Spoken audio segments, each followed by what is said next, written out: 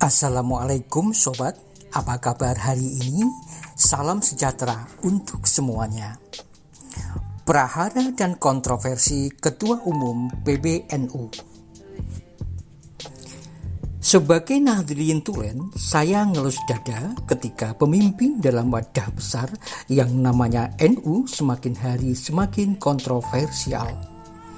Banyak kontroversi yang dibuat terkadang membuat Nahdliyin di akar rumput was-was dan semakin hari semakin jelas keberadaannya melawan arus. Dulu, seingat saya, antara Ketua Umum PBNU dan Rois Am sinkron dalam banyak hal dan mestinya seperti itu. Akan tetapi, akhir-akhir ini semakin lama semakin menjadi-jadi sampai ada acara pemecatan segala. Kami yang orang awam ini kadang mengira-ngira apa yang terjadi saat ini di kalangan pimpinan NU. Kok sampai ada perebutan kekuasaan, pelengseran, meminta mundur dan lain-lain. Kok makin lama makin ala kadut atau sikut-sikutan. Kontroversi Ketua Umum PBNU memang bukan kali ini saja. Saya melihatnya terjadi saat pemilihan Ketua Umum PBNU masa khidmat 2021 sampai 2026. Di mana Kiai Haji Said Aqil Siraj kalah oleh Kiai Haji Yahya Khalil Stakuf. Seingat saya, Kiai Haji Said Aqil kalah karena tidak ada backingan dari pemerintah saat itu. Beliau tidak bisa disetir oleh pemerintah saat itu karena pemerintah sudah keluar banyak untuk membantu NU, termasuk support sebanyak hal seperti dalam hal keuangan, pendirian universitas, kerjasama, dan lain-lain. Ibaratnya rugi bandar. Sementara kandidat lain seperti Kiai Haji Yahya Khalil dibackingi oleh pemerintah saat itu juga. Alhasil, Kiai Haji Yahya Khalil Stakuf terpilih menjadi Ketua Umum PBNU masa khidmat 2021-2026. Apapun yang terjadi, sebagai Nahdliyin, kita tetap support semua program-programnya demi kemajuan NU di masa yang akan datang. Disinilah mulai adanya kontroversi-kontroversi yang dilakukan oleh Ketum PBNU saat itu. Banyak keputusan-keputusan kontroversial yang memang memihak kepada pemerintah, sehingga sampai saat ini bikin banyak orang gedek atau geleng-geleng kepala. Contoh, adanya kepemilikan tambang, pemilihan presiden yang memihak secara terang-terangan, pemecatan Ketua PWNU Jatim Kiai Haji Marzuki Mustakmar.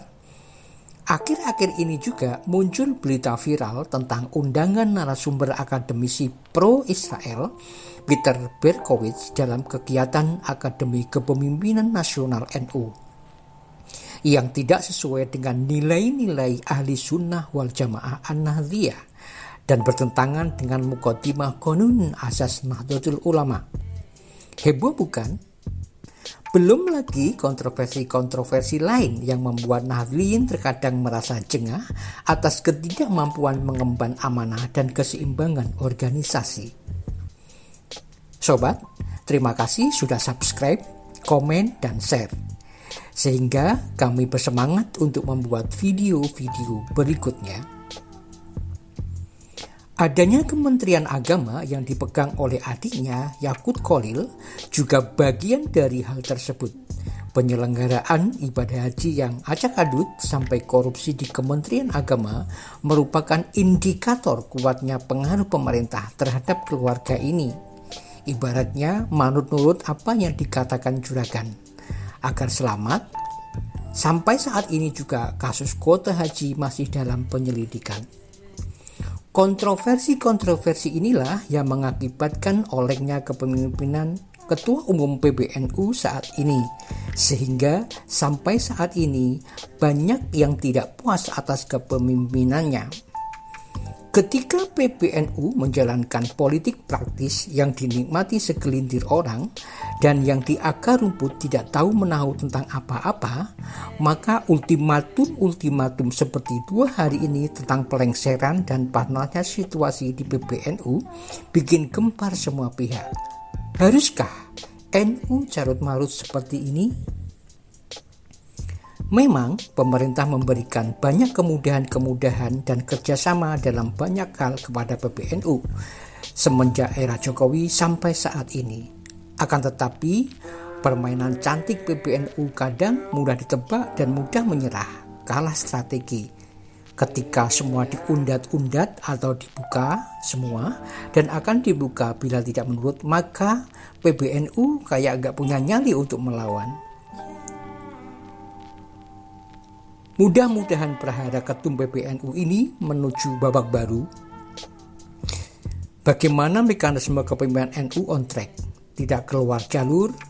Kalau terus-terusan seperti ini, maka malulah sama Mbah Hasyim yang dengan darah dan keringatnya mendirikan NU dengan perjuangan yang berat.